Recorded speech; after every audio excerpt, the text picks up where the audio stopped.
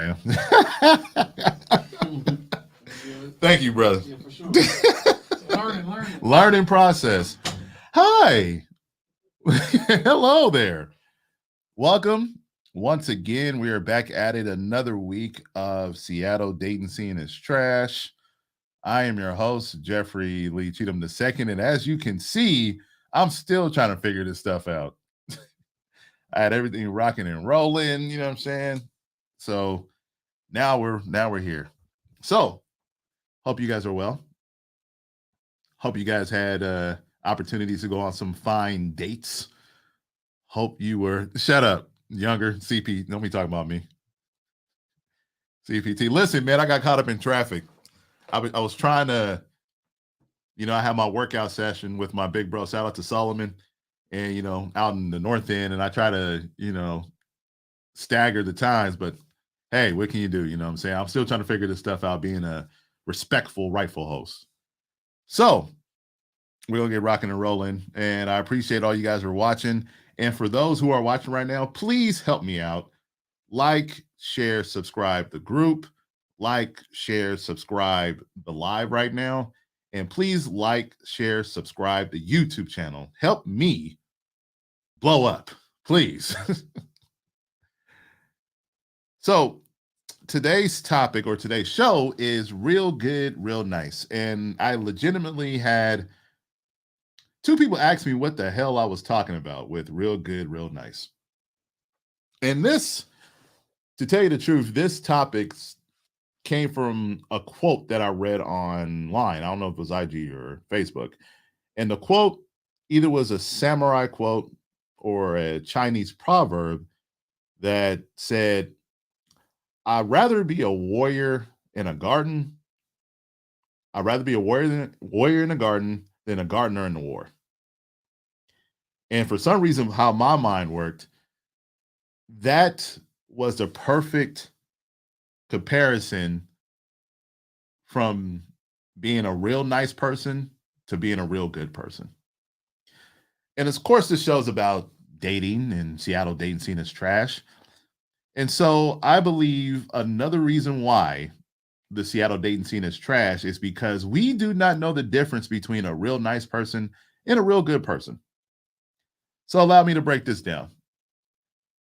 So for some of the ladies that are watching, it's hard for you to tell between, or hard for you to choose between a real nice guy and a real good guy. And I'm going to use this anecdote as an example of what I mean. Now, I need all my nerds to bear with me and know where I'm going with this. We're all familiar with Superman, right? Superman, from Krypton and them, and his planet got blew up either by Brainiac or Lord Zod, depending on what you're looking at. And Superman came to Earth, was on a pod, came to Earth, and he was found by some people in, some really nice farm folk. And he was Superman. He was born Superman. He was born with the ability to fly, shoot lasers, withstand the power of the sun and all that jazz. Even though he should be black because of the fact that he gets his power from the sun, but that's another topic from a different day. When Superman gets older, he graduates from college and all that stuff. He decides to be a reporter and works at the Daily Planet. When he starts working at the Daily Planet, he meets Lois Lane, who's already there, well-established reporter, all that stuff. Lois Lane ain't messing with Clark Kent. Ain't messing with Clark Kent at all. She thinks he's nerdy, he's boring, he's a geek, and all that stuff. But when things go down in Metropolis, Superman's around. In one moment, Superman saves Lois Lane.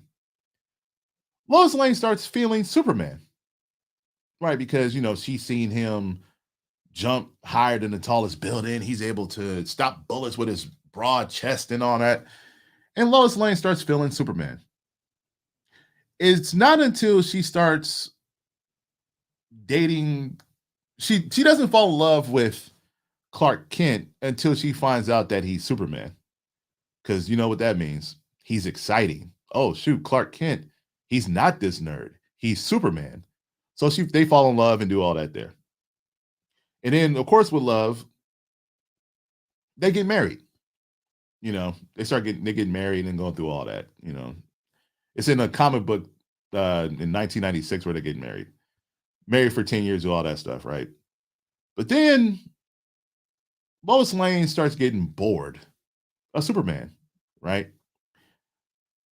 You know, she always complains about him fighting crime all the time. She always complains that, he's not really interested in her. He started doing this. He's always fighting with the Justice League and them. He always got to fly around the planet and do all this stuff. She starts getting upset. And in one issue, she divorces Superman. Now, mind you, Superman is the most powerful entity on planet Earth. Nobody can beat Superman. He's powerful. Like I said, he can bend steel. He can punch Darkseid in the head. Bow. He can snap people like a twig. Bam. But Lois Lane is fed up with Superman. Issue New 52, or story arc New 52 comes along, and guess who Lois Lane is now attracted to? Bruce Wayne. Bruce Wayne. Playboy, billionaire, cocky, swagged out. Lois Lane starts feeling Bruce Wayne. Clark Kent knows who Bruce Wayne really is, but he can't say nothing because, the whole protecting the super identity thing. But Lois Lane is feeling Bruce Wayne. Bruce Wayne is not given no access to Lois Lane at all like that, like Clark Kent did. She tries to get access to his mansion. He's not going for that. You can go to my condo. She wants to see him during the nighttime. He'll stop by, but he ain't staying for that long. And Lois Lane just can't figure out what is it about Bruce Wayne that drives her so crazy. And then Superman confronts Batman about Lois Lane. But Batman says she's a grown woman. She can do whatever she wants. And that's the difference between a nice guy and a good guy. Superman and Batman. Because they both do the same thing, right? They're both superheroes.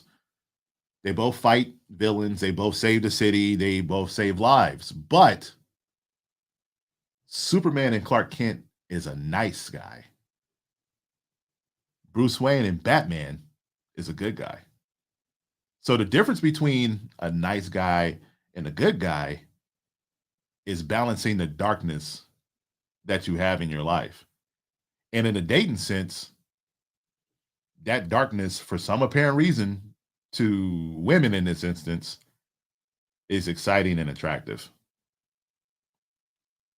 So, what are you guys' thoughts about that story between Superman and Batman? Do you agree or disagree? And like I said, today's show is going to be about, is there a difference between a nice guy and a good guy? What do you guys think? Is there a difference between a nice guy and a good guy? And if there is, what's your indicator to tell the difference? And also, I want all my nice guys who know that they're a nice guy, I want you to share your experiences with dating women when you've been a nice guy, and also share your experiences with dating women when you've been a good guy, if you believe there's a difference. Let's see here. Nerds are hot. Yes, we are. Nerds are starting to run the world now. Remember that kid in the back of the class that didn't want to hang out with the jocks but wanted to be on his Pokemon and Tamagotchi? Remember him? Now we're running to him to find out about Bitcoin and NFTs and all that stuff. That's right. I don't know nothing about Bitcoins or NFTs, but I'm I feel like I'm in the nerd category from a comic book sense. So share your experiences with. So what are your experiences, men? What are your experiences with being a nice guy and a good guy? If you believe there's a difference with dating women, and women, is what I just said true, or am I full of caca? Because here's another thing too that I wanted to mention. when you hear those things about like standards about oh he's hot, he's sexy, and all that stuff, you really don't hear women say that Superman is hot. You don't really hear women say, "Oh, I wish there was a guy like Superman." You always hear women more times than not say they wish there was a guy like Batman or a guy like Tony Stark. Tony Stark, same thing, billionaire, playboy, philanthropist. He's an alcoholic in the comics. He's a narcissist, all that stuff. I mean, think about what how Robert Downey Jr. played him. Arrogant, cocky, narcissistic, and women were falling over for Tony Stark. You really didn't hear about women falling over Captain America until after the Winter Soldier when he started, going ham and being more brutal. So there you go. So now we open up the phone lines, but we open it up for good conversation. So what are your thoughts regarding being real nice or being real good? Is there a difference?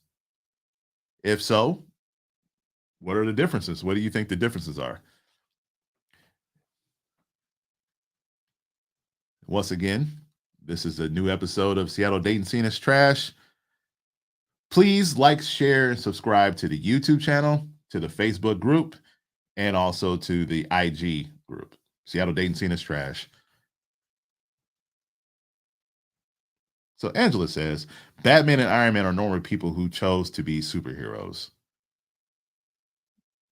Did they choose or they feel like they were called to be superheroes because of the circumstances? Because Batman, what happened? His parents got killed in the alley and he wanted to do something about it. Iron Man way back, I believe in the 60s, he was the same thing with the movie. He got kidnapped and built something and realized that he wanted to change the world. So Younger says, some women know what they got right out the gate with a good guy. The ones that don't realize later down the road. Younger, can you expound on that? What do you mean by that? What do you mean? Superman has superpowers. That's true. But Superman was born like that. That's who Superman was. Superman was born Superman, and he chose to become Clark Kent because he didn't want to make people feel bad that he's better than them in all aspects. Think about that. Bruce Wayne became Batman. Peter Parker became Spider-Man. T'Challa became Black Panther. Superman was already Superman already. And he chose to limit himself because he didn't want to make people uncomfortable. So that's kind of interesting, right?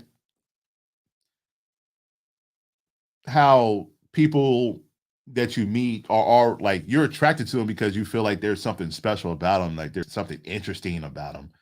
But then once you get a hold of them, they begin to dumb themselves down to what they believe you want. And isn't it kind of odd how 9 times out of 10 you start losing interest in them when they start doing what you ask them to do?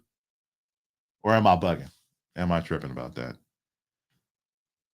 Please like, share, subscribe, heart, like it up, please. Help me.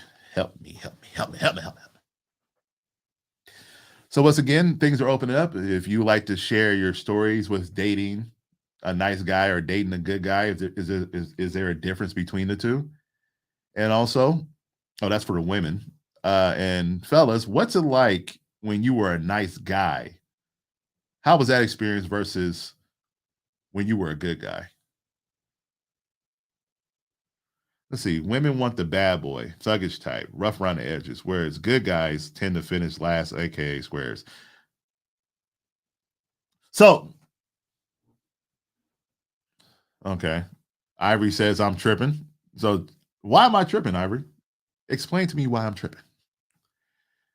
Angela says, isn't it harder for a normal person to choose to give themselves to help others, regardless of their own pain, more so than it is for someone who has to use their powers? I would say I can see your point on that. It's harder because I think it's harder for Superman because he has to control himself because he made an oath not to hurt people or to kill people. Because Superman's abilities, he can literally punch through people, which is indicated during the Injustice story arc. If you guys know about the Injustice story arc, it's not just a video game, it's actually a comic book series of Injustice where Superman snaps after Lois Lane the Joker kills Lois Lane. So, and you see what he could do when he turns evil. Calvin said, I think it's about confidence in yourself and what you bring to others' experiences. That's true, though. So, Calvin, let me ask you,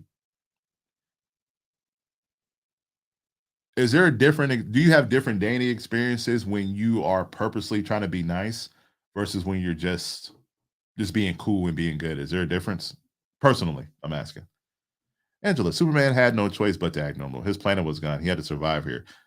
Superman Superman chose that because of how he was raised. Because his adoptive parents found him and raised him, and they instilled in him from day one. You got to be mindful of what's around you. I don't know if this is a comic book series or not, but there was a story where Superman was actually landed in Russia, and he started being used as a Russian weapon or something like that. Like, I'm not gonna try to come across as a comic book aficionado, but I do know something. You know what I mean? So it's all about how his upbringing. It's all about how he was raised too, because his parents, Superman's adoptive parents, were farmers, good people, middle class American type people, good morals, good values. That's where he got his, all American boy ideals from, which chose him to which he made a decision to limit himself. Because if Superman wanted to, he could take over all the planet. He could take over the entire planet if he really wanted to, because who's going to stop him? Are superheroes nerds? Possibly. But what is your definition of a nerd? What is your definition of a nerd?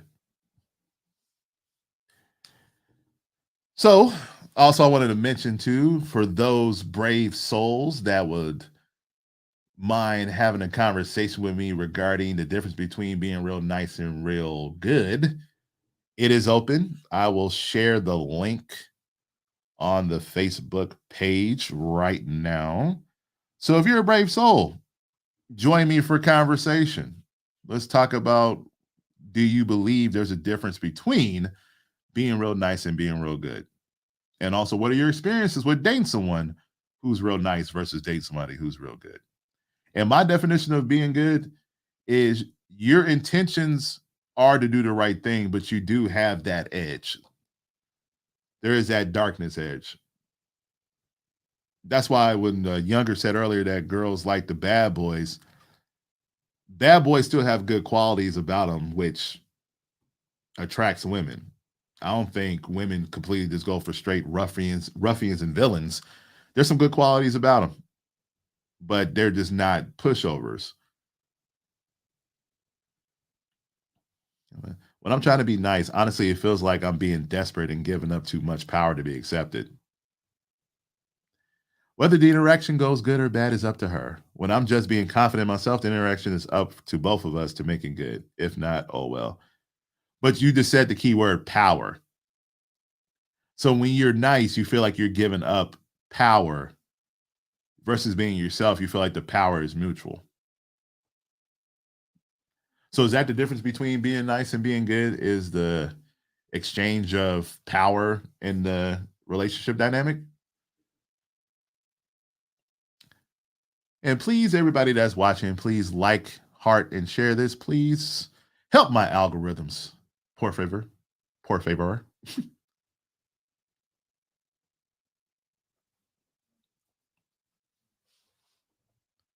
Calvin, hop on, bro. I pushed the link on here. Please hop on so I can hear this story or hear your side. Just click the link and it will bring you on so we can have a brother to brother conversation about being nice and being good. I mean, they're both quality things to have. They're both quality things to have, being a nice guy and being a good guy. Being nice got me taken advantage of, I experience. Ivory, elaborate. What happened? How were you taken advantage of for being nice? And you are nice. You've always been nice to me, all my interactions with you. So I'm sorry that's happened to you.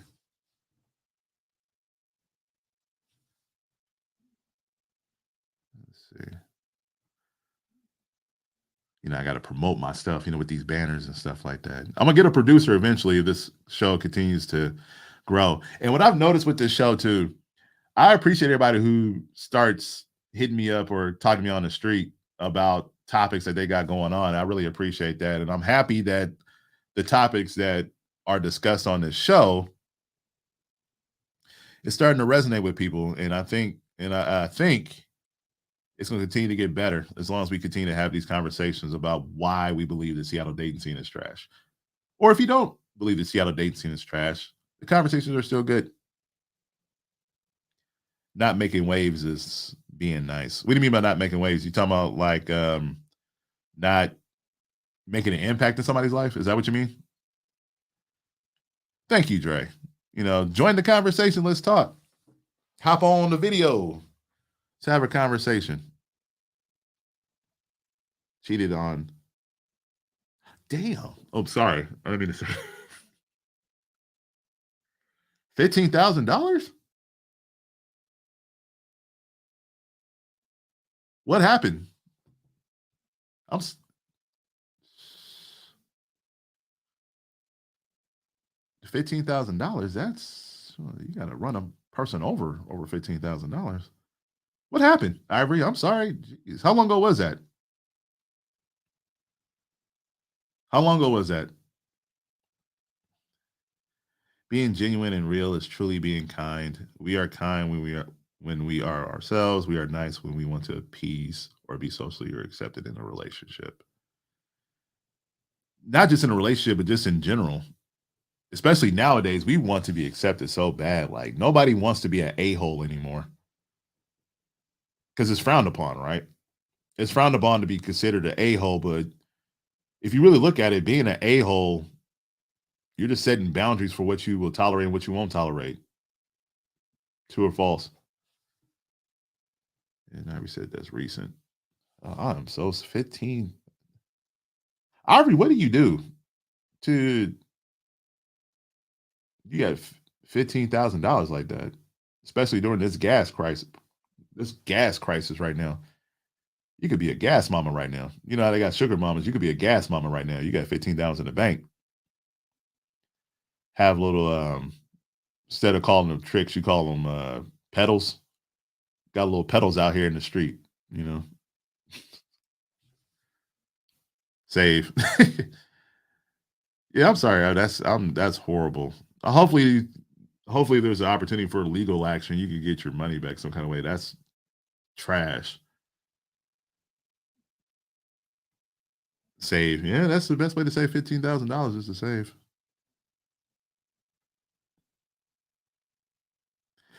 And you are being real. Sometimes you got to be nice, a-hole. Means you're a good person. I don't think I can join. I got an Android. Listen, this Android slander is gonna stop, okay? Because listen, I have an Android, all right, and this does wonders. You can join using the Android, Kelvin. Don't let Apple people bully you into thinking that Androids ain't quality. Android's got a right too, okay? So you can join. Just join the link. The Android revolution will be televised. In order to be kind to yourself and real. There you go. Join the conversation, man. Let's talk about real nice versus real good. Okay, sorry to hear what, Angela. Are you also an Android hater?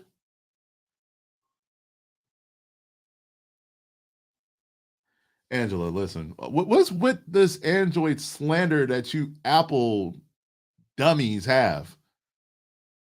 Listen, with my Android, I ain't got to spend a month's worth of rent to get a new phone that's going to be practically the same phone every single year. It's the same phone that you guys buy every single year. What's a network update? You spending $1,100 on a phone, and you're going to try to judge me for my little funky $200 phone. I don't have to wait in line for my LG. Y'all got to wait in line. And you're going to try to talk about me with this Android. It's like, why? Because the camera is good? Why? Because the memory's faster? Why that 90% of all companies connect to Apple products? I'm supposed to feel bad? I'm not spending $1,100 on no phone. That's rent. That's rent in Bremerton. I ain't gonna say Seattle, but rent in Bremerton on a dang old phone, and you're gonna spend another $1,100 the next year. You're gonna talk about us Android people. What's man? That ain't funny. Try to just dang old slander. Part of the matrix. Just try clicking the link. It's on the comments. Just click the link. I'm gonna share it again on my stuff. Not just Kelvin, but anybody else that want to hop on and discuss being real good and being real nice. The link is right there. So hop on in and let's have a discussion about your feelings about being real nice and being real good. To be fair, we're discussing this because his Android isn't working. I don't know what kind of Android Kelvin got. I don't know what kind of he got, but my Android works. Okay. Look at that. This bad boy works. Apples and stuff. Like every single year they bump it up $200 and y'all be waiting in line like it's some Jordans. And it's the same shoe. Just like the Apple's the same phone, but it's a pretty different color. What? So just because I got two lenses and Apple added a third lens. The heck out of here, man.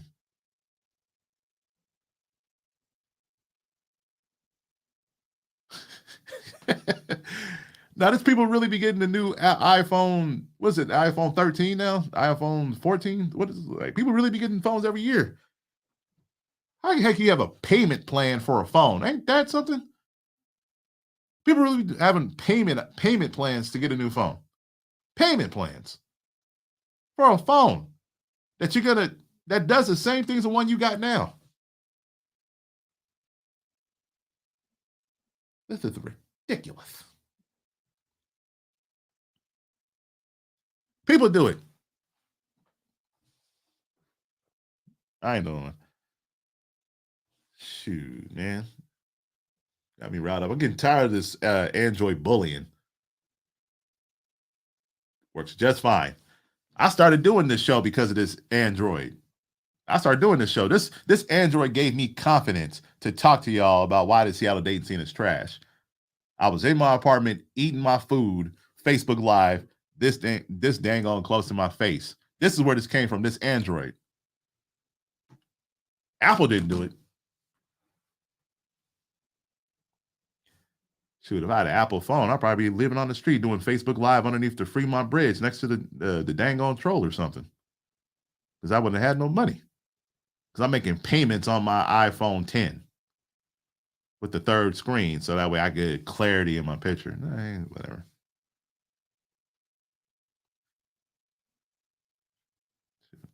Now that right there was a rant of a good guy.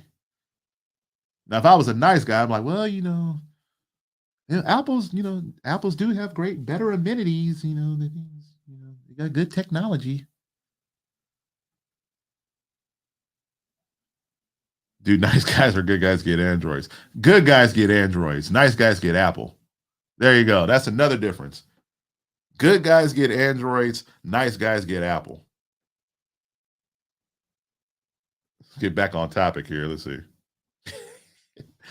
Being a nice guy was crap. Women that said they wanted a nice guy, flowers, poems, teddy bears delivered to work, flowers on the car in the morning, all that. Start their mind running and wondering why they're getting such good treatment. What did I, the man, do wrong? Here's the thing, D. They say they want what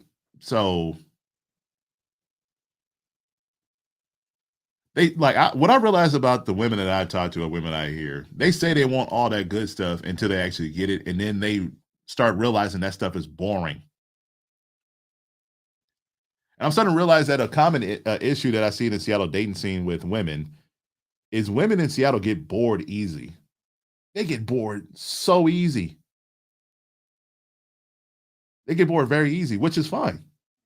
You want excitement. You want to, have the thrill of life. That is interesting. Yeah, women up here do get bored very, very easily. Hence why you see a lot of women always turning up and living their best lives all the time, because they want to maximize their time, which is fantastic to see. But in the dating sense, I think that's presenting the issue. You know, let's see. But he's on the Apple laptop. I said Apple phone. I didn't say laptop. So that's two different things. Phones and laptops. Two different things. Oh, we have somebody coming on here. Let's see who we have here. Ah, Ivory. Welcome to Seattle Dating Scene is Trash. How are you? Fine, how are you? I'm doing well. So what do you got for me regarding being real nice or being real good? So I could follow with a story of being nice. Okay. So there was this guy that I knew.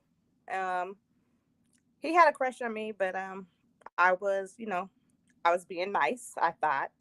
So he invited me to his house and he asked for me to braid his hair.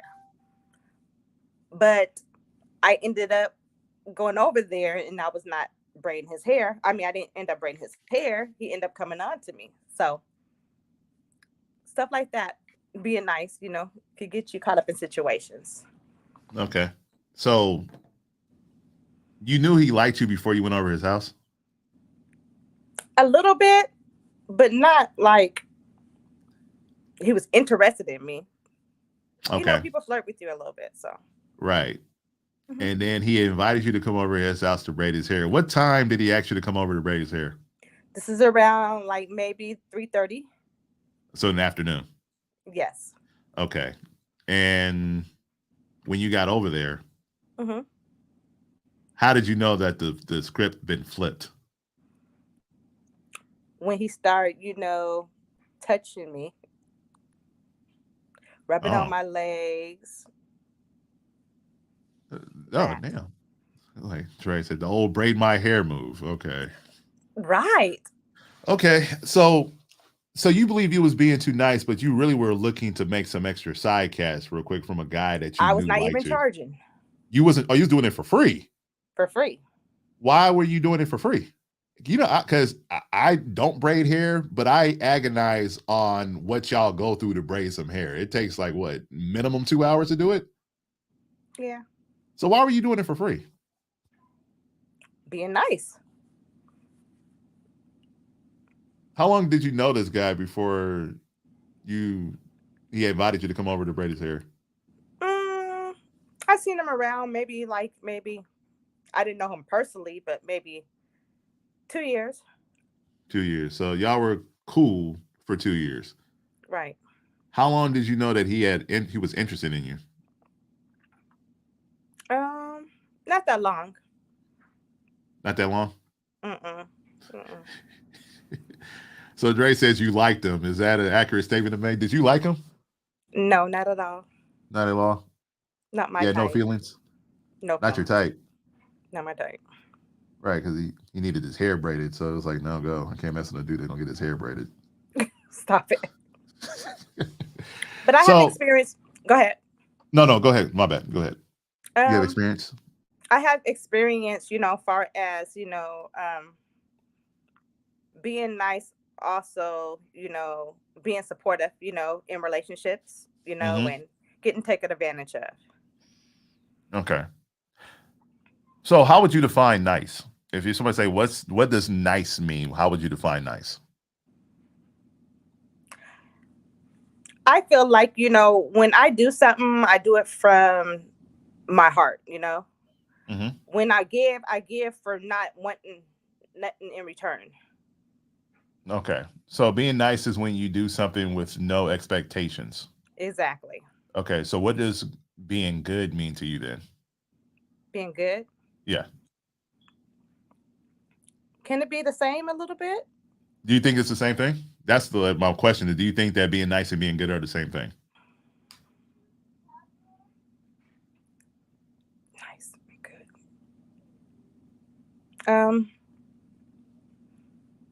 It depends on. Give me a story of being good and nice. I did. Batman and Superman. Because they're both superheroes, right? Right. But are they the same type of superhero? Is Superman and Batman the same type of superhero?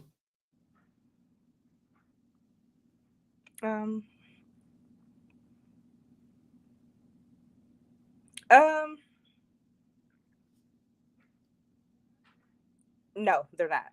Okay. And Batman is Batman. When I think of Batman is it starts off as a good, a good cause. mhm, But then I think his ego get caught up in it.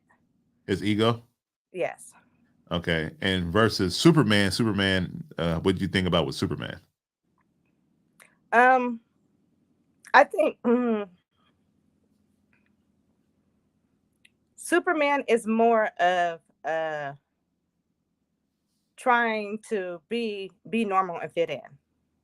Okay. But So mhm. go ahead. But No, I'm saying situations cause so go ahead. yeah, so pretty much with Superman, he's trying to make people feel comfortable. I don't even think he's trying to make people feel comfortable. You don't think? He's Okay. just being him. Being him. But Batman is doing stuff for his ego. I think some of it is, when you watch it, you know what I'm saying, you see both sides of, you know, Batman and Batman, when I forgot what's his real name. Bruce Wayne. Bruce Wayne. Bruce Wayne is more of you see him flaunting his money a little bit. Right. But you also see with Batman flaunting his or Bruce Wayne flaunting his money, he's always surrounded by beautiful women though, too, right? And Clark Kent, even though he has the stature and he's also nicer, you really don't see like I'm talking about in real life situations now. When you hear about people fawning over superheroes, you really don't hear women say, "Oh, I want a man that's like Superman." No, because he's portraying like he ugly. All he did was wear glasses. That's Right. That's Superman's But every disguise. time His when he glasses. turn off them glasses, you know what I'm saying, they see his eyes and how blue they are, and then they get attracted to his eyes, You right? can see his eyes through his glasses. But they don't pay attention because he looked. So that the reason why I use that analogy in particular is because Clark Kent is a nice guy, universally recognized as a nice guy in the comic book world, whereas Bruce Wayne, just like you said, is recognized thought of as being egotistical because he's a billionaire flaunting his wealth. Right. But yet, the attraction turns up once you realize who Bruce Wayne really is and how he really gets down. He's moody, he's disconnected, he's traumatized, he's dark, he's Right. interesting. Clark Kent is not interesting because he lets you know who he is. So let me follow up with that the braid my hair story. What happened afterwards? What happened? So you went over there, he started touching on you. Did he even wait for you to get past the door threshold before he started touching on you? Did you So I started braiding his hair, and Oh, I so got him you oh, so between. he was already between your legs already. He was sitting between my legs. That's what I meant to say. He was sitting between Yes, your legs. and that's when he started, feeling on me and trying to come on and kiss me and all that stuff. Okay. Yeah. And so what I did ended up you leaving. do? You left. Okay. Yeah. Have you spoke to him since? No. Okay. That's good. But I ran into him like maybe 2 years later. 2 years later, and he started cussing me out. Cussing you out for what? Because he felt like I was disrespectful, and he felt like, that what he was doing, wasn't, I was taking it too far, and it wasn't nothing like that. But I felt uncomfortable. So 2 years prior, you went over his house, he started braiding his hair, and then he started rubbing on you and started kissing on you, and then you left. Mm-hmm. And after that, you hadn't seen him from 2 years until the Mm-hmm. next time. And then the first thing he does when he sees you again is cuss you out. Yep, cuss me out. Like I was in the wrong. Based on that exchange. Based on that exchange of you leaving his house. Mm-hmm.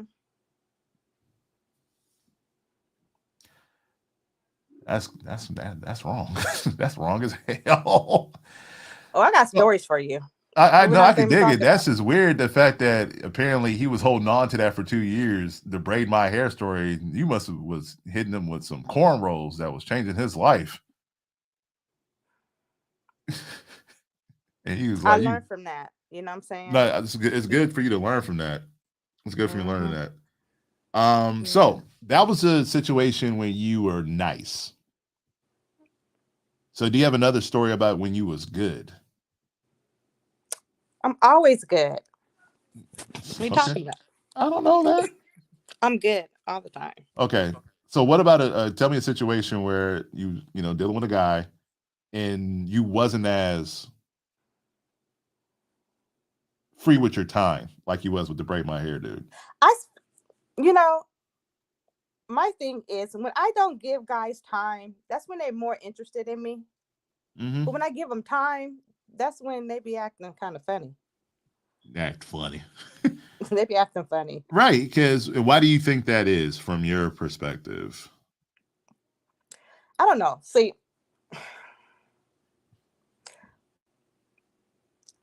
I don't know. What? I'm trying to figure that out. You trying to figure that out? Yeah, because I have like, had guys that been trying to get at me for like 10 years. And then when you give them the opportunity, and then it's not what you think. 10 years. Why do you hold on?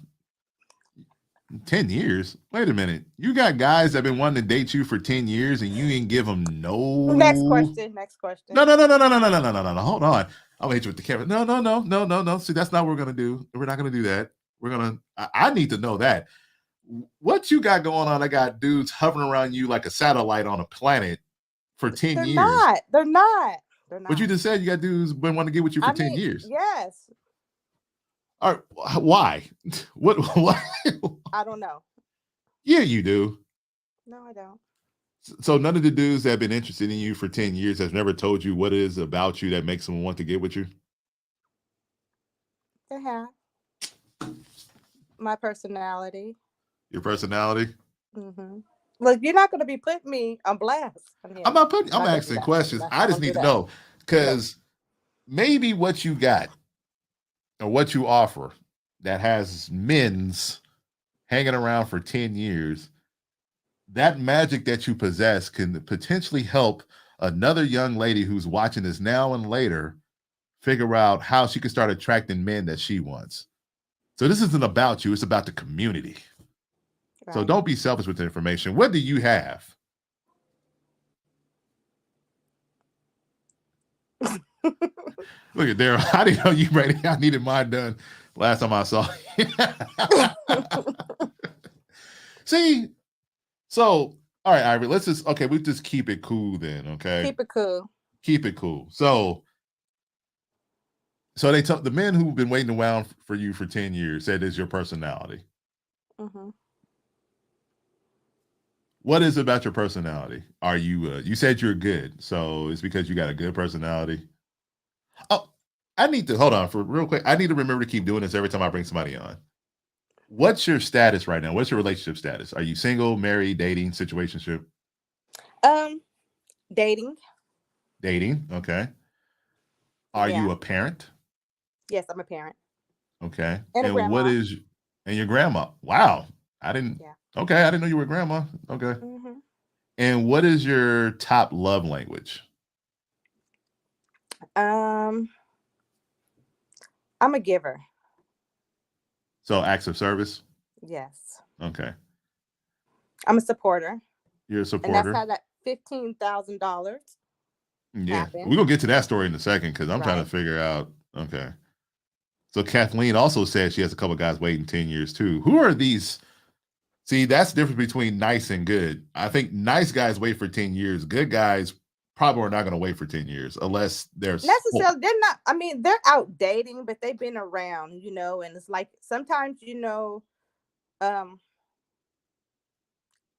I'm a type of person. I know what I could bring to the table. I've been married. I was married for 14 years. okay. I was in a 11-year, relationship after that. So, if you add that up, that's 24, relationship years I've been in a relationship. So were these men waiting around while you were married or in relationships? Now they were doing their thing, but you know, when I Wait a minute. decided What's to, that look break mean? up, they've been What's there. that look mean? What? You got a story with that. Oh, so you had a side adventure. No. Yes, you Stop it. did. Oh, you. Ivory had a side quest. Stop it.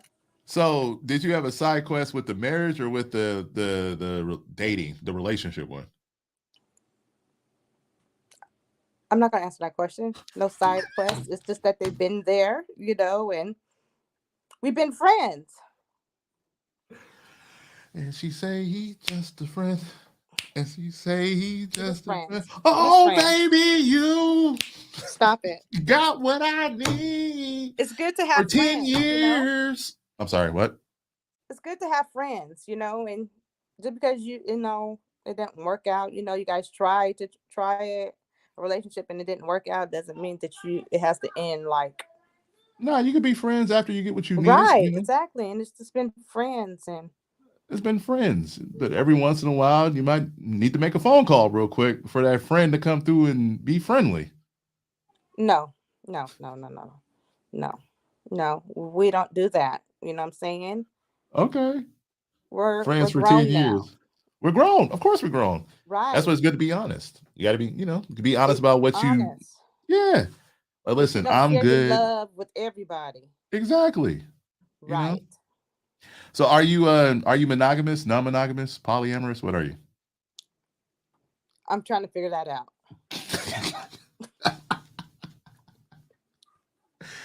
All right, so D said he vouched for your heart. You're a good person. So I know I get that vibe that you're a good person. You know what I'm saying? But I also understand that the main storyline wasn't as exciting at one point, so you had to go to a side quest to build up some experience. And yeah, it's all good, man.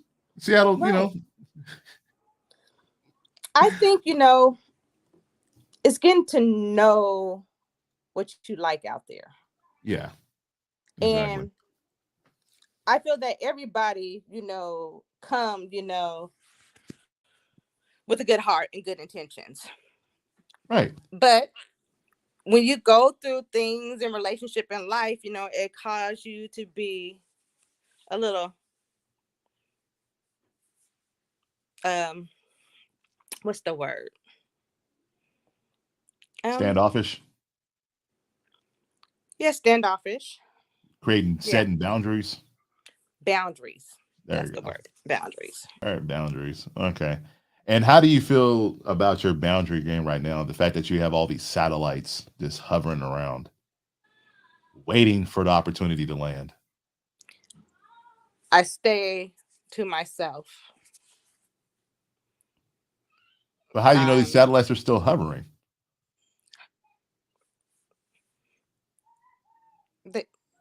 They're always hovering. Okay. I mean, I don't know. I can't answer that question. Yes, you can. Oh, you can't. Oh, you can't. Okay, I got. Yep. All right. They just pop up. So they just come and do Phil like, hey, Ivory, are you? Oh no, you're not. Okay, I'm sorry. My bad. I'm guarded. I think he's talking about the word that we're looking for. Oh, yes. I am, guarded. I'm very guarded. So this person that you're dating now, how long have you guys been dating? 4 years. Do you want to be married? I mean, you were married before, so. No. You don't? Okay. Does this person know that you don't want to be married? No. Ivory, what are you doing, bro? I don't know what I'm doing. What you doing, fam? What? Has this person brought up the conversation of marriage to you? All the time.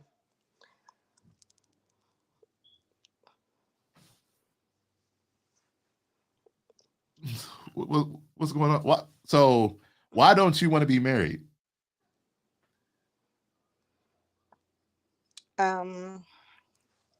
I don't want to be married is because I watch, not with that person. We're trying to figure it out. You watch what? What do you mean? What do you mean by that? Expound, please. His actions. You've been with him for 4 years. What else what kind of actions does he need to take? That's a good question. Angela asks, "Are you happy in this relationship?" No. Okay, so let me okay. Oh let me no. let me No, let me. I'm done. I'm trying to make I'm done. sure I'm in the right context here. So you're with No, some. no, no, no, no, no, no. So you're with somebody. You've been with somebody for 4 years, and you're not happy. You're not happy in a relationship right now. Right. Why aren't you happy in a relationship? Um, I think, my problem is people take advantage and they feel like I'm obligated to be there for them. But it's not on both sides. So you feel like the relationship is one sided. Very much so. So are you doing the heavy lifting, or is he doing the heavy lifting? I'm doing a heavy lifting. So why are you with him? It's been 4 years. Let it go. So was it always like that? No, it wasn't. Uh, so okay, so everybody, Ivory's DMs are open now. We red con alert. Ivory's DMs are open now. She's not happy in a relationship. So if you're a side quest person, Don't do that. Don't do that. Don't do that. all the side missions, please say them something to play. No, no stop. So okay, so it wasn't always like that. No, it wasn't When like did that. so when did the imbalance start? I think when COVID hit. So 2 years. Hmm. So Angela says you're not obligated to do ish. Don't fall for that lie, Avery. If you're in a relationship with somebody, you do have an obligation to a certain extent. Okay, so 2 years ago, so halfway through your relationship, a change happened. So how was he before, when you was like, oh, he's dope, or he's a good one? He was building up his business. Okay. We were okay. I think what it is starting your own business is, I guess, it's been a lot. Mm-hmm. And So before COVID, he was starting up his business and it was going well, or it was it progressing. was going well. It was going well. Okay. And But I so think it's when COVID hit, we stopped spending time together as much. so after COVID hit, Yes, you stopped seeing him as much. right. Why was that? Um, I guess, um, him being in debt, starting a new business, he was in debt a lot, and business slowed down. Mm-hmm. And he So started. I Uh, started being on the back burner. did you put yourself on the back burner, or did he put you in the back burner? I think I did. Okay. I think I was, being too understanding. Okay. Understanding of what? That he's. You know, you start your own business, you don't have time, you got to get out there and now you have to work, you was losing employees. Mhm. So, So when he start losing employees and start losing money and his business start taking a rough hit, you decided to step away a little bit yes, to pull back. to pull back. So now that, when I pull back and now that things are getting better, um, that distance that we have had, Mhm. that we had, what I'm saying, we can never meet in the middle to have time again Why is that? How come you can't get back to how it was? because he's a truck driver. He's always on the road. Yes. Okay. That's a good question by Jada. Jada asks, "Do you live together?" No. Okay. So he's a truck driver I will not let a guy move into my house um until what?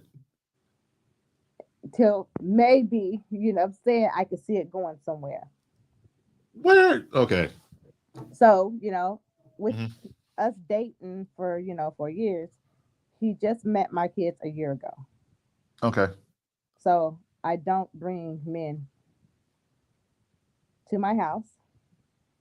So he's never been over your house? No. So y'all been dating for 4 years and he's never been over your house?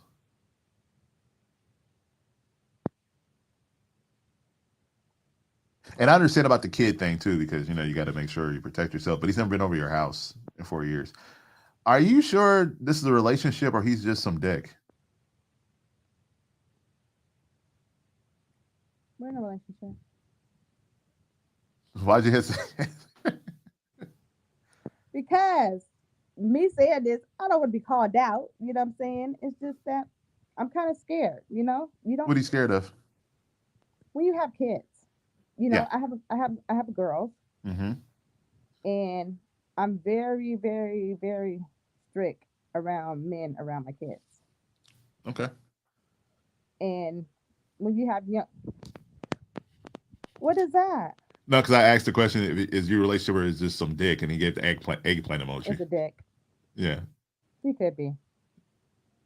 So he may be just some dick. Maybe. This Mm.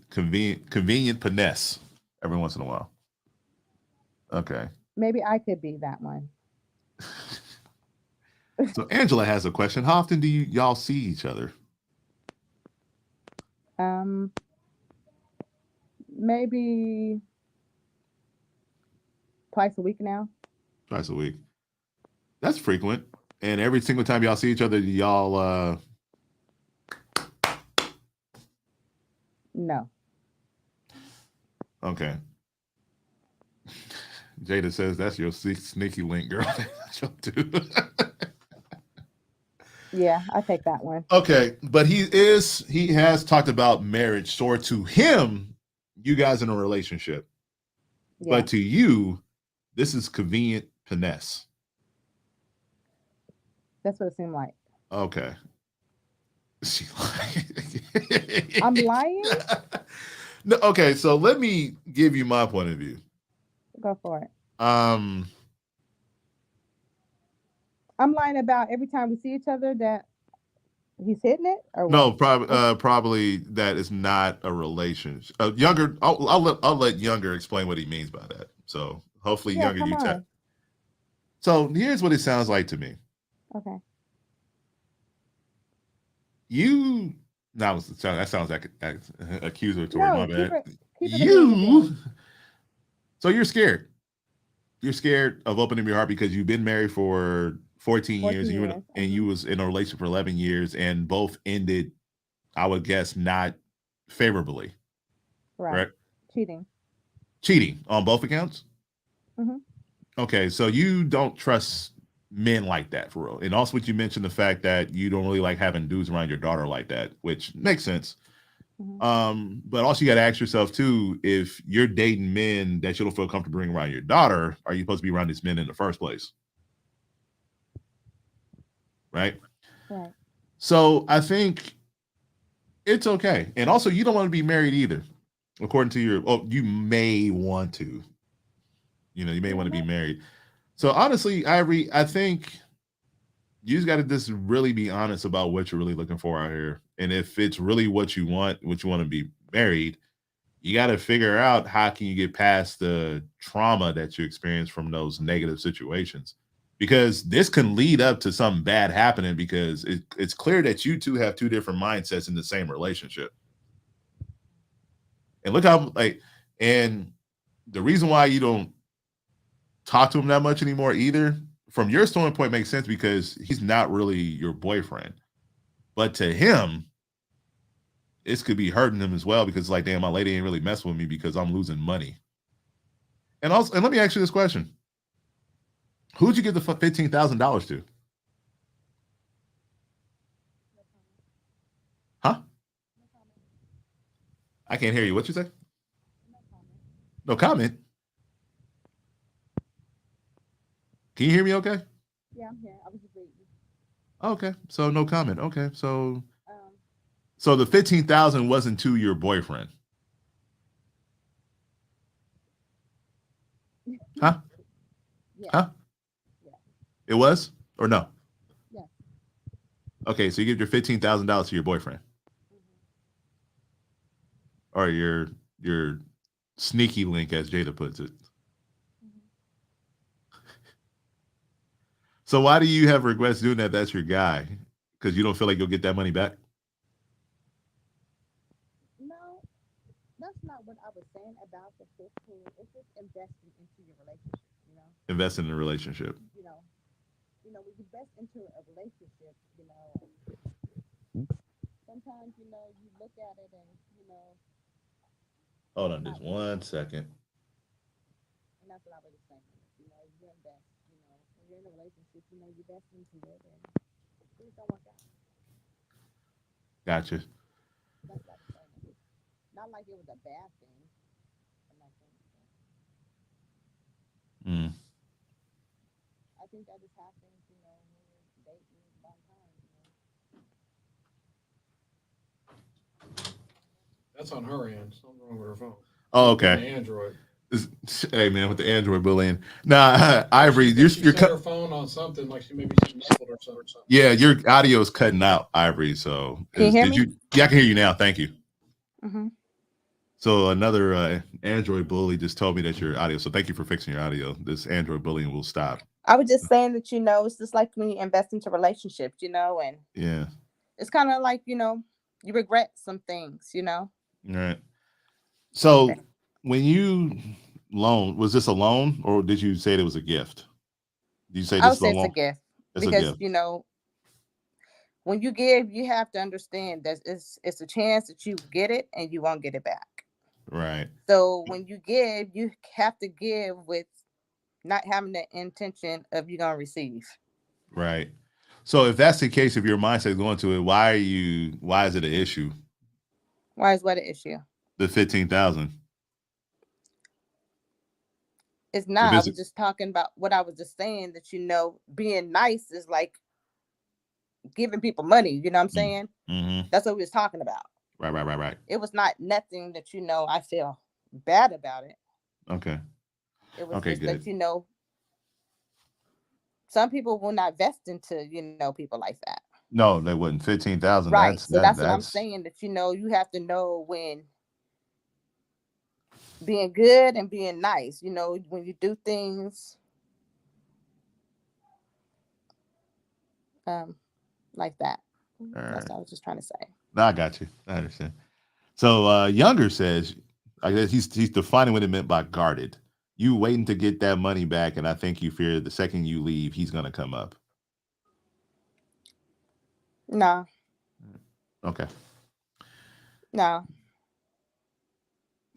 I need some gifts too. These guys are stupid. Mm-hmm. And Larry No, says, I mean, I felt like, what I'm saying, like, again, you would hope, what I'm saying, it don't have to be, what I'm saying, in receiving money. right. But there's other things that you could do, Right. for it. Right. You know what I'm saying? Just, maybe, I don't know. You don't know? I don't know. So what are your feelings regarding this situationship? What are your overall feelings about it?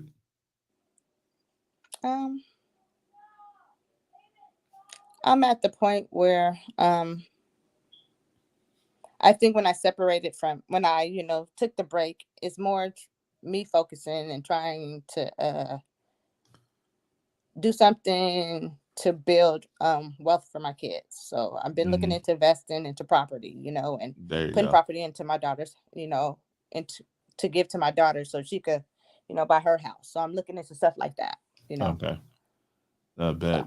So, okay. So the invest situation. my money into other things. Got you. But when I did that, my bad. Go ahead. I'm sorry. When I did that, it was because I was trying to help him out. You know what I'm saying? Right. You see people, trying to make it out here.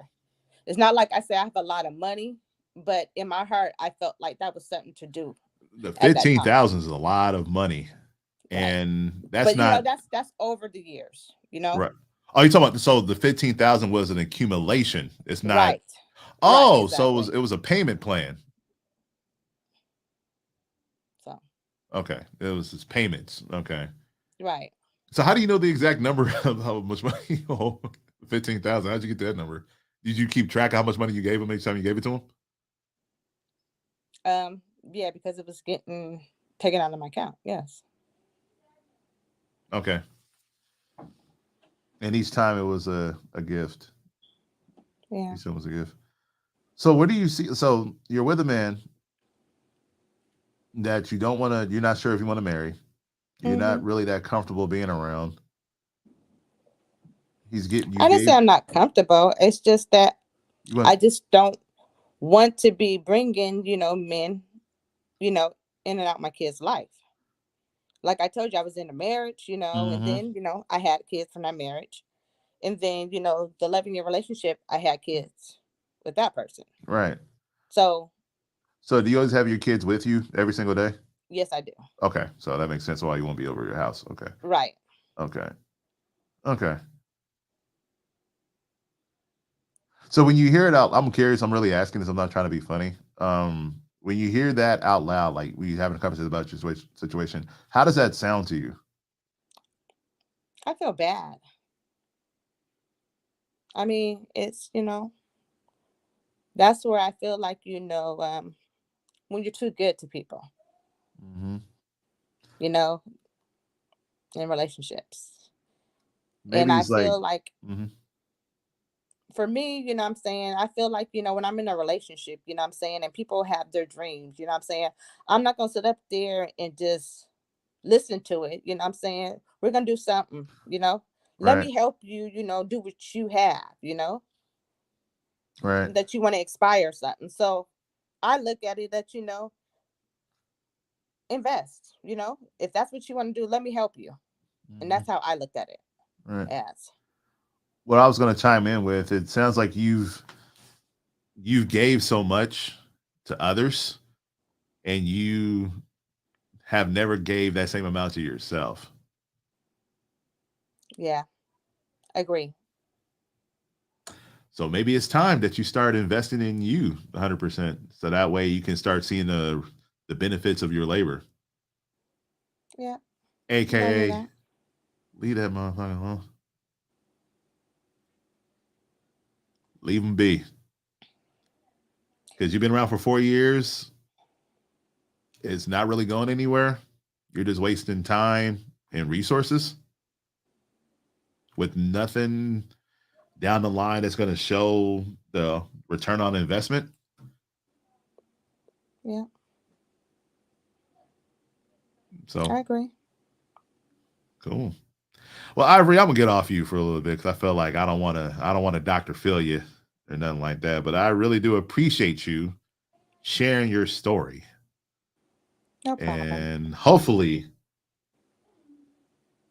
a DM slide comes your way with the man of your dreams. And do I'm good. all right, just appreciate you.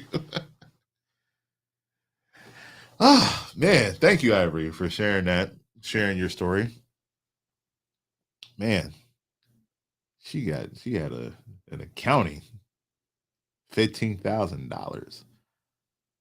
Yeah, I hope she finds that happiness. I hope she does. I really do. So the lines are back open. The topic here is that is there a difference between being real nice or being real good?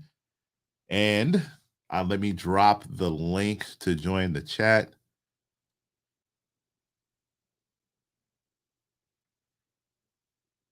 So y'all can hop on in and communicate with me just like Ivory did.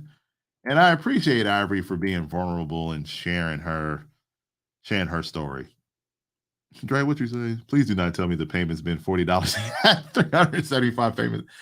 Well, we got some mathematicians up in here.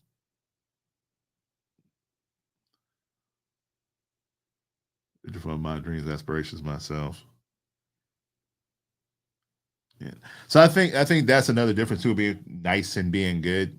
Being nice is you give people money without expecting nothing in return.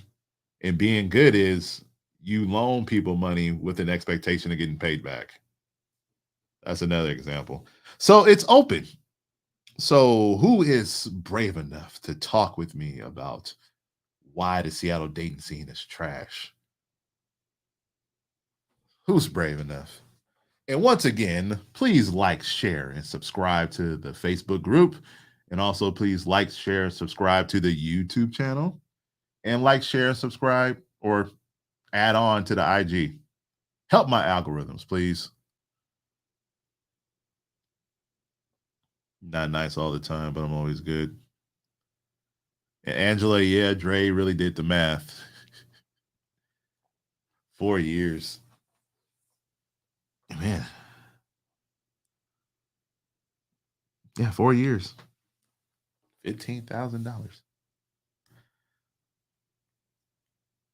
I'm doing good over here. Man, I mean, I'm trying to think of an experience I had while I can honestly say this is my perspective and maybe delusional because remember we operate under the blurred line between delusion and confidence. I honestly can tell you guys right now that I believe that I really truly believe when I'm a good dude, meaning that it's I have my balance, or whatever like that. I have better reactions or better situations with women. But when I'm a nice guy, my situations with women are not that favorable on my end. And as far as like how I'm treated. And and I think it's something what Kelvin alluded to earlier about power, that shifting of power. Okay, don't you guys start begging on this. Don't be internet panhandling on the comments. It's like, and I think it is a power dynamic, right? Being nice and being good, or being cool, or being an a-hole. It's a power dynamic. When you don't give people your power, it's a level of respect that gets showcased that makes the situation more favorable. But when you give people your power, or being nice, it almost seems like more times out of 10, people start taking advantage of you for some reason. So the lines are open. I'm going to keep acting like this is a call-in radio show.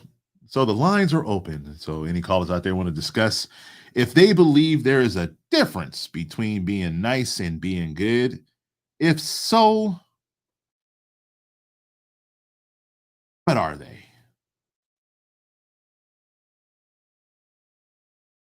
Here.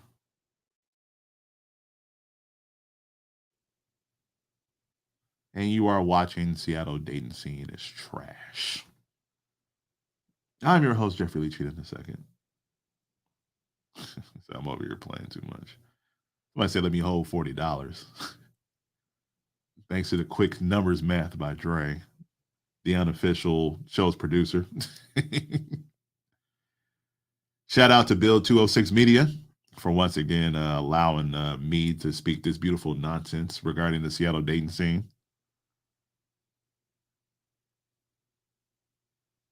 No, thank you, Ivory. I appreciate your candor. I appreciate your vulnerability.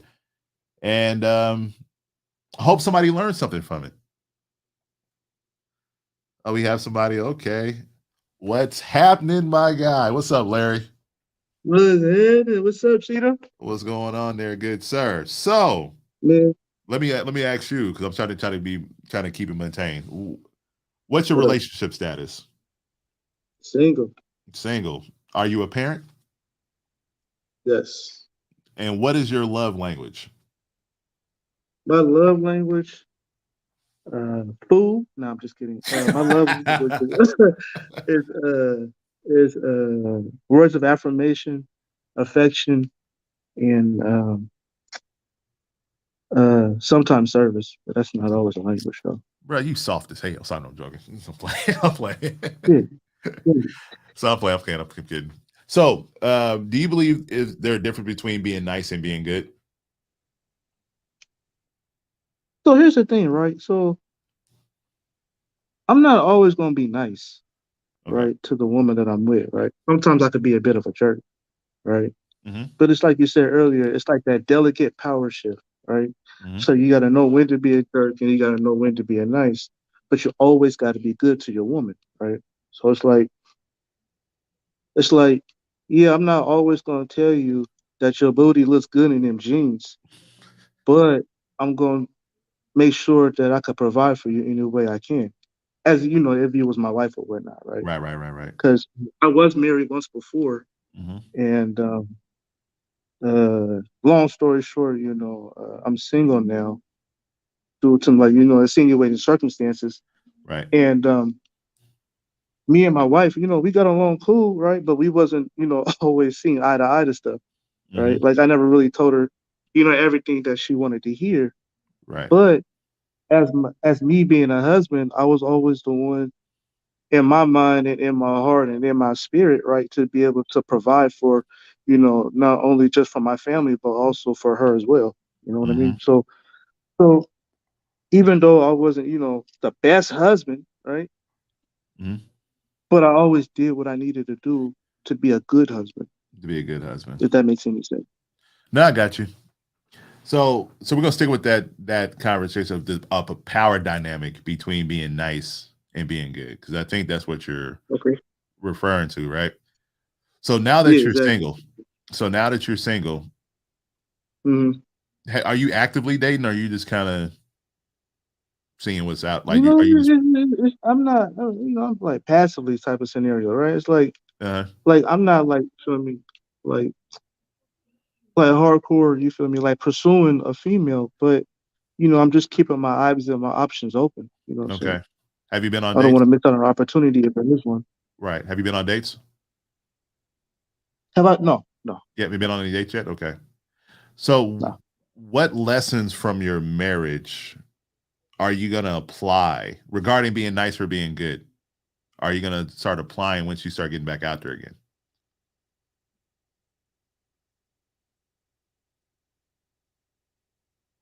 I think one of the key things that I will apply is just being a bit more attentive, right? Mm, Because um,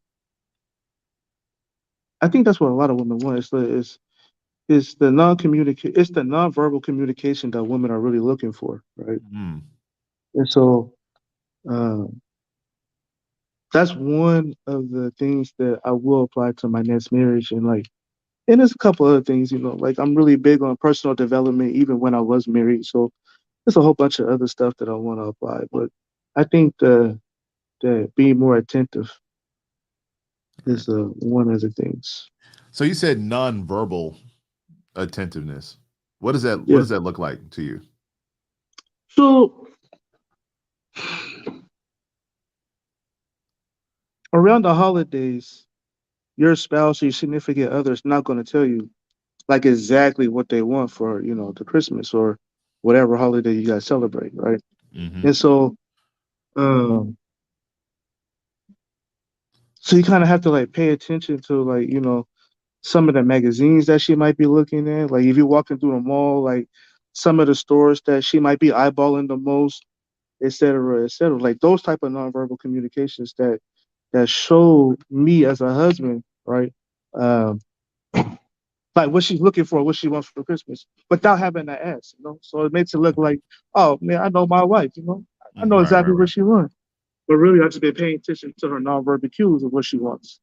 Hmm. Do you think that's a nice guy trait or a good guy trait? Hold on. You break it up. Hold on. Say it again.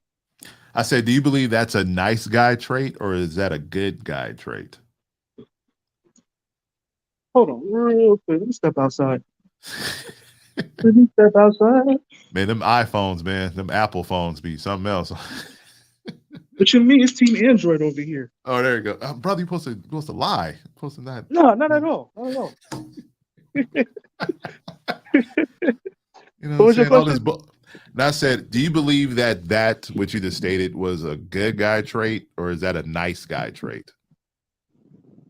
So that would be a nice guy trait, right? Okay. Right. Because a bad man, he don't really care about what the significant other wants. He's just gonna give her what he feel like she deserves, right? Right. Without having to pay attention to what she's looking for. Okay. All Right. right, hasta luego. And also, do you feel like you're more of a nice guy or a good guy? Good guy. Good guy. I'm a good guy. You know what I'm You're saying? a good Like guy. I'm not always gonna be nice. Sometimes I could be a bit of a jerk though, but Okay. You will be provided for. Okay. So with your wife, what was the one thing she said that you wish you worked on more? Was it the attentiveness or was it something else? It was more so. So look, so I'm a workaholic, right? I'm Okay. addicted to work. So I got like many different types of streams of things that I do, right? Which Mm-hmm. I'm about to focus and narrow down on one, right? So I wasn't spending a lot of time with her, right? But uh, summer 2021, I was like, okay, look, Lord, look. I know my wife wants my attention, and I want the attention from my wife. So what I did was, right, I would work like 7 days a week, whether it be, at my job or, one at Denver or another in Denver or whatever, right? And so Mm-hmm. what I did was I was like, okay, look, I'm gonna spend 1 day a week with you, no cell phones, no distractions, no nothing like that. It's just gonna be me, you, and the kids. I bought a 2004 Chevy Tahoe, perfect for the family, right? Right. So So throughout the whole summer, man, that was probably like the best summer we've had in a very long time, right? We was taking trips. Like we would go to the mountains in the Tahoe. We would go to Oregon. We would take Highway 101 and just like go see the coast and like just drive everywhere, just spend the time. Like we would leave the house at like 11 o'clock in the morning, but we don't get home till like 3 o'clock in the morning, right? Right. Because after we go through the drives, we'll either go to Shelton or Gig Harbor to the drive-in movie theater and just be me, her, and the kids just chilling out, man. It was great times, Mm-hmm. and I'm really glad I got to spend those times with her, right? And so so that was one thing that I learned that I know I needed to do was spend that quality time with my wife. Mm-hmm. So, based on the relationship between you and your wife, you're making sure when you move forward with the next relationship, you carry or you bring with you the things you wish you'd done with your marriage. Um, that almost sounds like regret, right? So I wouldn't call it that, but Mhm. I would call it. I would rather say it's like, okay, I'm taking an elevated person, speaking of myself, to a relationship that deserves a better version of me. Does that make sense? No, I got you. No, I get you. So, what kind of woman you looking for? And are your Ooh, DM slides open? Are your DMs open for a slide? yes, my DMs are open for a slide. All right, so Larry's DMs are open for a slide. So Hey, slide on slide in. slide on in. You He's a might get kicked in workaholic. the head though, Oh, so see, watch out. let's not threat violence, please, with the love. Let's not do that. We're trying to create love over here. No kicks in the Can't be head, much other please. time. What type of woman am I looking for? Yeah. Hey, you know what? That's actually a loaded question, right? Because some of the How? people that look, the reason why I say that, right? Because some of the people that I've been talking to, like they would ask me, like, "What are you looking for?" And I would tell them, "Look, I'm not going to tell you because if I tell you, I don't want you to try to transform yourself to be that woman that you're not." So it's like either you are or you are. If you're not, you're not. But let me push back on that, brother. Go ahead. Go ahead. Go So ahead. Go ahead. Go ahead. Go ahead. if it's your standard, right? And your standard or your barrier is gonna keep out who needs to be away and also is gonna invite in who matches that too. Mhm. So if you let a woman know what you're looking for, it already creates a great line of open communication for honesty from the jump. And Mm, maybe if you state what you want, maybe she discovers that's what she actually likes too. If she is confronted with it, not confronted with it, but if mhm. somebody mentions to it, like you say, I want somebody that likes hiking, right? Sure. She may have been thinking about exercising for a minute, and if the fact that you say that I like to hike, she'd be like, okay. I found somebody that I can do exercises with. Mhm. You know what I mean? So let me push back on that, my brother. Okay, go ahead, brother. So look, let me tell you something. I'm breaking it down for you real quick. Okay, All right. So look, all of that conversation stems from the date that you go on, right? So okay. when you go to these apps or whatnot, you swiping left, you swiping right, et cetera, et cetera. Me, I'm swiping right on a woman that I feel like I'm attracted to. And then once I start going on dates, then hold on, can y'all see me? Right. We like taking a tour of your workplace. That's great. Thank you for the You know tour. what I'm saying? So it's like, uh, So if I'm swiping right, I'm swiping right on a woman that I feel like I'm physically attracted to, and then go into the conversation. Oh, what do you do? What type of stuff are you into, et cetera, et cetera. And then, hopefully, if the chemistry is there, it'll take it to the next level and then the next level. So the chemistry, in my humble opinion, will take things to the next level versus me telling her, this is the type of woman that I need versus type of woman I want, et cetera, et cetera. I know the type of woman that I need, though. What I need is I don't know, something about women with curly hair, though. I tell you, Oh, something you about like girls with curls? yeah, man, them girls with the curls. Girls with the curls. Okay. They So just does girls it with for me. curls slide in the DMs for Larry. You know what I'm saying? She ain't Okay. gotta have them, but it's a plus. Girls with curls. Okay. So if you do not let the woman know what you're looking for, what is your conversation like in the beginning? Like, how do you initiate convo for a woman that you're interested in? So I'll ask certain questions, right? Okay. Me being a real estate broker, right? I'll tell her, hey, look, what's your dream house look like, right? Mm-hmm. And if she describes to me, what her dream house looks like, and it kind of matches like what my dream house is like, then it's like, okay, well, okay, I can kind of see where your mindset is, and I like to see what goes on a little further from there, And then, Okay. me being a man of God, I'm like, yo, what's your favorite scripture? You know what I'm saying? And like just go from there, just like carry the conversation from there. Hopefully, like I said, the vibes will just take everything to the next level. Right. Okay. So you just lead with the real estate question and also your faith. Yeah. Okay. And that's the whole date. That's all you talk about? No. Okay. No. Okay. That's a setup though, but no. Okay. Now I'm trying to figure it out, man, because like I said, the purpose of this show is I want people to find love because I'm a hopeless romantic. So Right. Hey, whatever but you I know can. what though? That's kind of so you hope to find love is your purpose. You hope for somebody to find love is your purpose, right? Mhm. That's why you create Seattle dating scene as trash, but that's kind of like a clickbait type of scenario, right? Yeah, exactly. So It's you yeah, create I did that intentionally because people think that if they see Seattle dating scene as trash, they think I'm gonna be talking ish, like, oh, these women ain't ish, or these women, blah, blah, blah. No, I like mean, I did.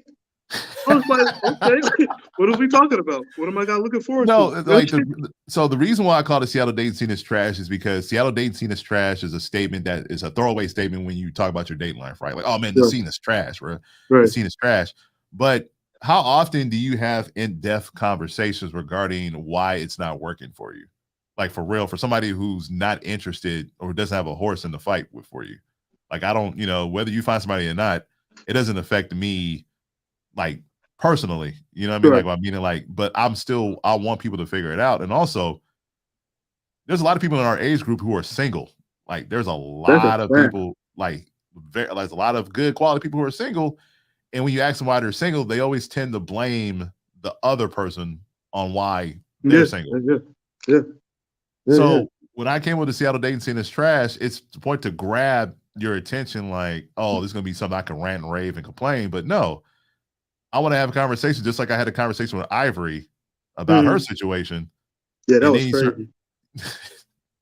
I appreciate Ivory for opening up, being vulnerable. Shout out to Ivory, man. You one transparent young lady, boy. Yeah, that's what I'm saying. I don't think I would have anybody told that. Right. So so when you do that, I bring you in with the sugar candy, and then we start talking about the medicine, pretty much. Oh, okay. So it's like a placebo effect type of scenario. I feel pretty much, yeah. I got you. And that's why I'm like talking about you. It was a good one, though. I tell you that it's a good concept, my brother. I tell you that. Appreciate that, brother. You know so Younger says, what if she doesn't have a favorite scripture? What if her dream house ain't the same as what you're envisioning? Are you saying you can't combine visions? But so that's the thing, right? So it's like,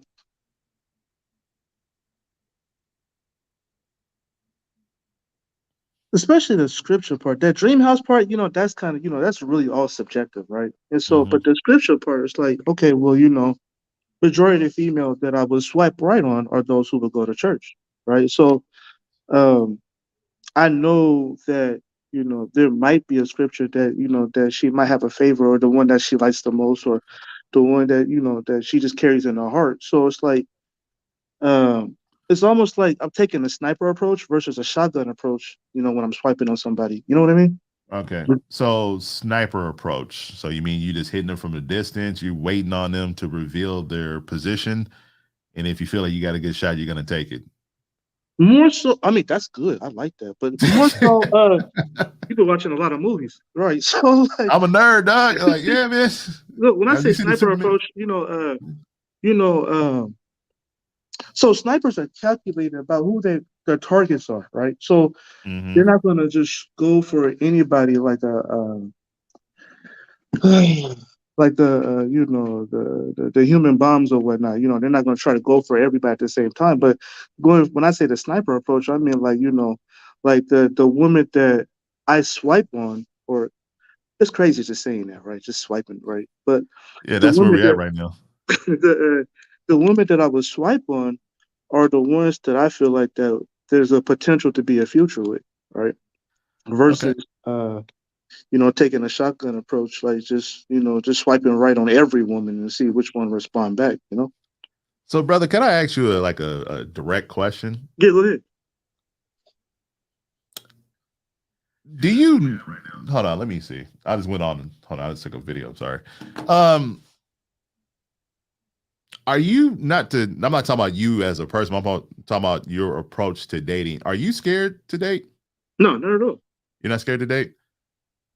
Um, I just or don't are you? waste time. You just don't want to waste time. So it's like you just don't want to. Okay. The reason why I'm asking you scared to date because because you don't want to let the woman know what you're looking for because you're afraid that she's gonna act like Play-Doh and then mold herself to Exactly. fit you and be Exactly. in Exactly. I've right. dealt with It's that before. It's kind of right. No, it's that's fault, but also that comes across to me as like scarcity mind. no, not scared at all. Right? It's No, like, no, scarcity, not scared, oh, but scared. scarcity. Oh, A scarcity mind because it's like, oh, I don't want to open myself up to reveal something because I'm afraid that I'm gonna get a diminished returns.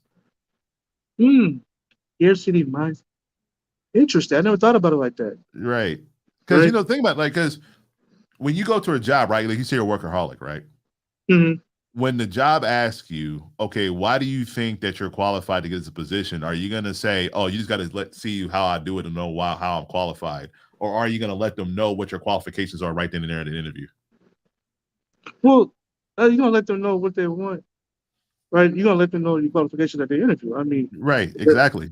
Oh, right? let me use a better analogy. When you're real No, estate, no, right? that's a good analogy. Yeah.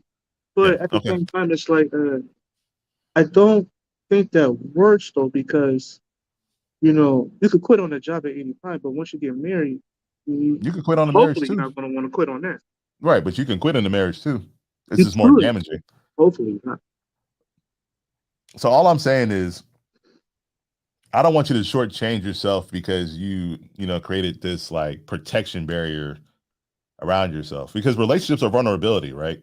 Like when you were married, you had to be vulnerable in order to, accept that this is the woman that you wanted to marry. hmm So getting back out there, that's the thing with men that we need to work on to a certain extent is our vulnerability or access to our vulnerability.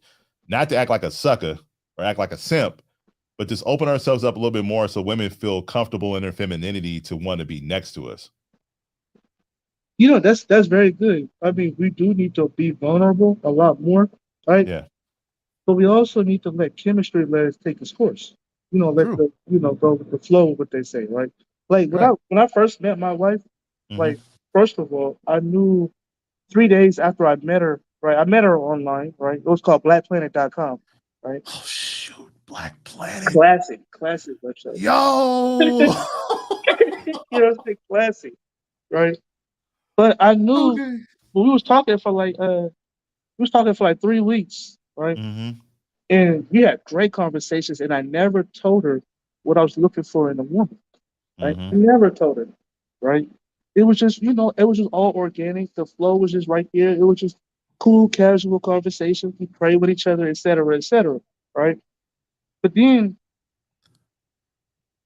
a couple weeks later, I finally meet her, right? I told her 3 days after I met her that I was going to marry her, right? But then 2 years later, we ended up getting married because I had to make sure that, that my choice was right. You had to make sure. Right, You know right.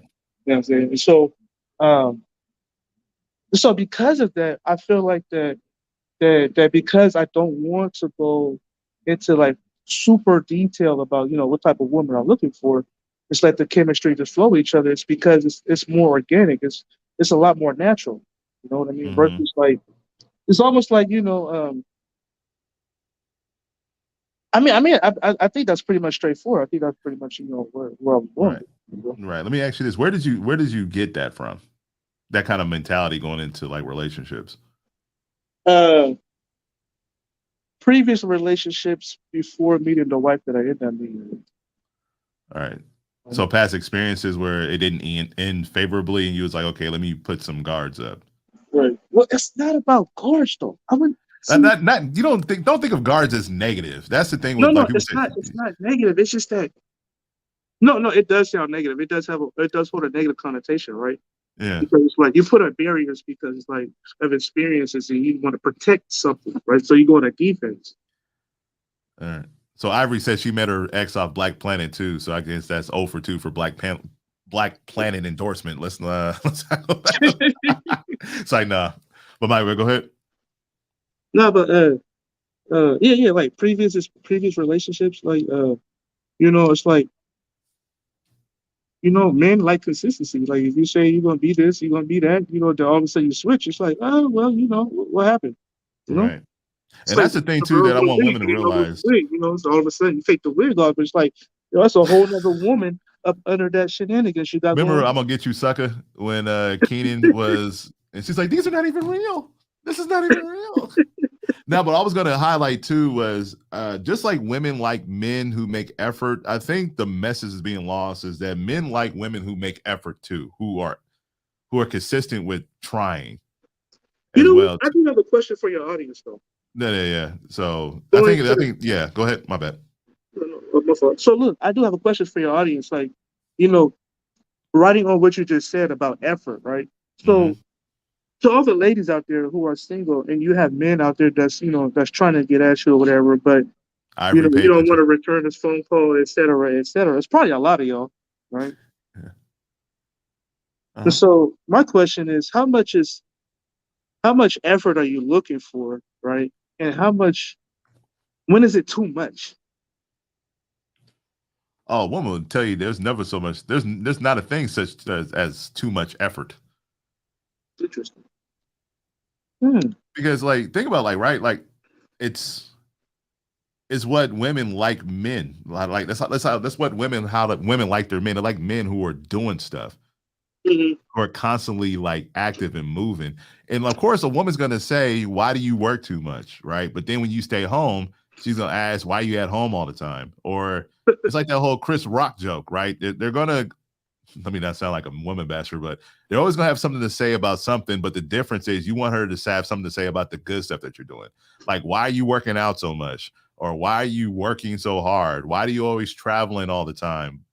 That's a good thing because it shows that you're building something. Like women love men who build legacies. But the thing that some women need to understand though, is men who build legacies don't have that much time for frivolous things. Right. What they call it, those casual conversations, etc. Like productive conversations, what I like to have, Right. And that kind of goes back to my original analogy of Superman versus Batman. Right.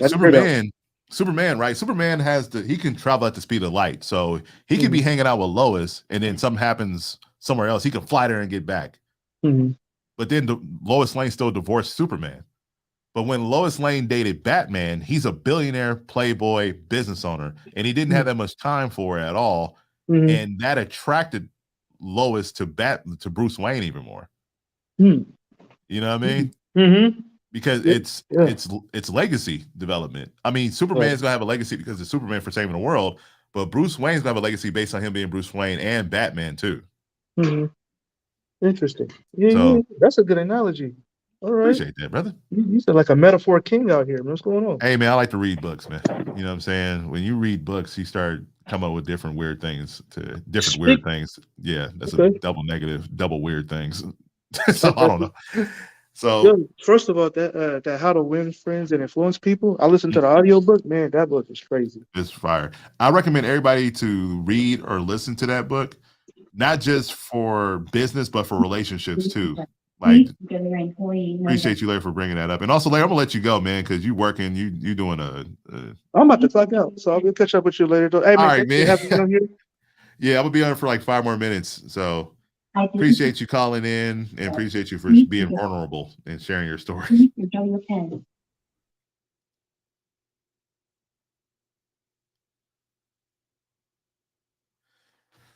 But yeah, younger, they'll make time. They don't have time. There's a difference between making time and having time. There's a difference. And just like Ivory said, and also if there's any women watching right now, am I full of caca or do I have a point with that statement about women like men who not only show effort towards her, but show effort into building something?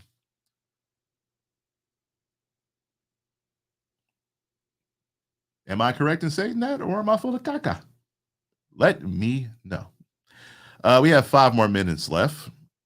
So once again, this is Seattle Dating Scene is Trash. I am your host, Jeffrey Lee Cheatham II. And if you enjoy this conversation or this episode tonight, please like, share, subscribe to the Facebook group.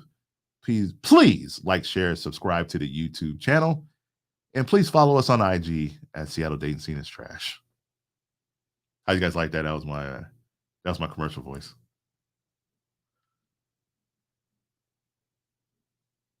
Thank you. Appreciate that. So yeah, I mean, yeah, she's gonna say something though, but it's kind of like a compliment. Like it's kind of like a woman's women compliments towards men is the weirdest thing because they're not really compliments; they're like positive insults. You know what I mean? Like a woman's compliment is a positive insult. Insult. So, fellas, have you ever had a woman laughing, but she says, "I can't stand you"? Oh my gosh, I can't stand you. That's a compliment. Or women never say that you look good or you're attractive. What do they usually say? Oh, you think you cute. Oh, look at you trying to dress all nice. Oh, look at you trying to have your shoe game on point.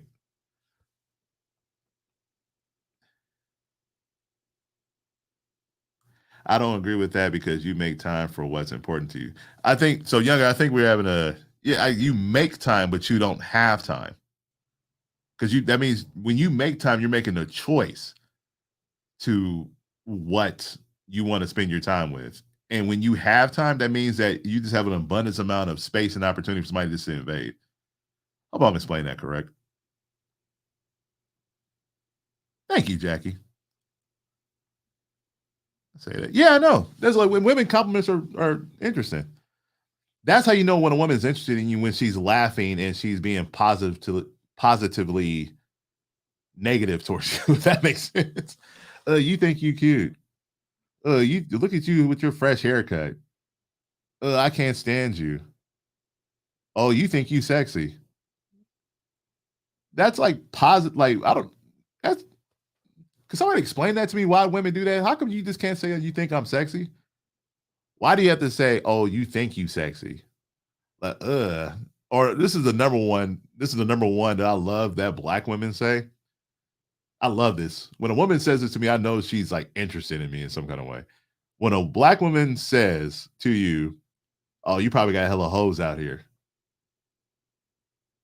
When a black woman says to you, you think you probably got hella hoes out here," slide in the DMs. Let's go ahead and slide in DMs or ask for the phone number. Because not for real, every single time a woman has said, "Oh, you probably got hella hoes out here," I usually got her phone number soon after that.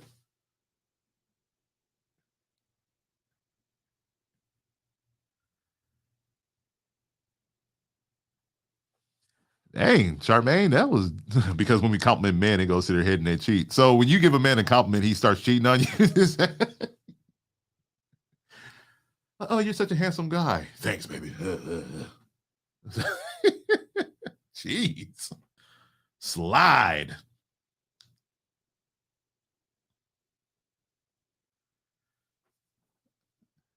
She doesn't care. What do you mean by she doesn't care?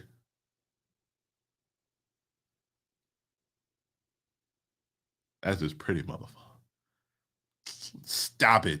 Charmaine. Not for real, but why do, for the last couple minutes I have left, why do women do that?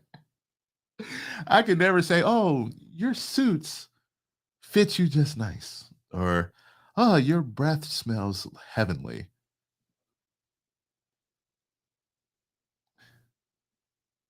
No, she doesn't. She never cares if you have hella hoes. The only reason why she starts caring if you have hella hoes is if you make her start caring that you have hella hoes. But the thing that I want men to realize about women, especially women in Seattle, is if you're honest from jump, you'll get every single thing that you want out of a relationship. If you're honest from jump, if you say, hey, listen here, baby. Listen, I'm out here. I'm doing my thing. I got a girl in Tacoma. I got a girl in Mill Creek. I'm having a good time right now. I'm digging your vibe. I do want to spend some time with you, but I'm letting you know that I got situations out here. So what do you want to do? You do run the risk of her be like, hell no. Boop, right? But most times out of not, am I even saying that right? I can't even talk. More times, anyway, you know what I'm trying to say. My Franklin education is starting to pop up.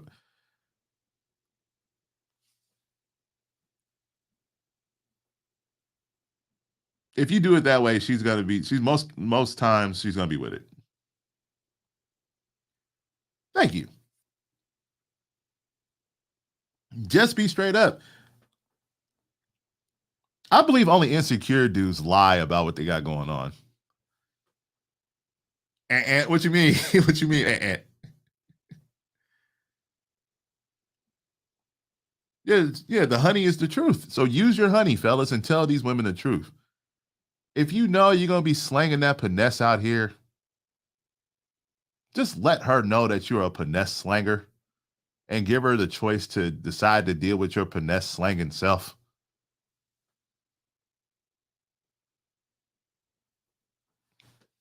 Yeah. So, how much time I got? So I said 2 minutes 2 minutes ago, but I think that is a good way to end it. A good way to call it quits for today's episode. If you're a finesse slanger, then be honest about your finesse slanging ways. So, I got a couple more comments. She may have a slingshot. You never know. Yeah. The Anagov might be a powerful thing for that finesse. A woman's Anagov might be something else. So.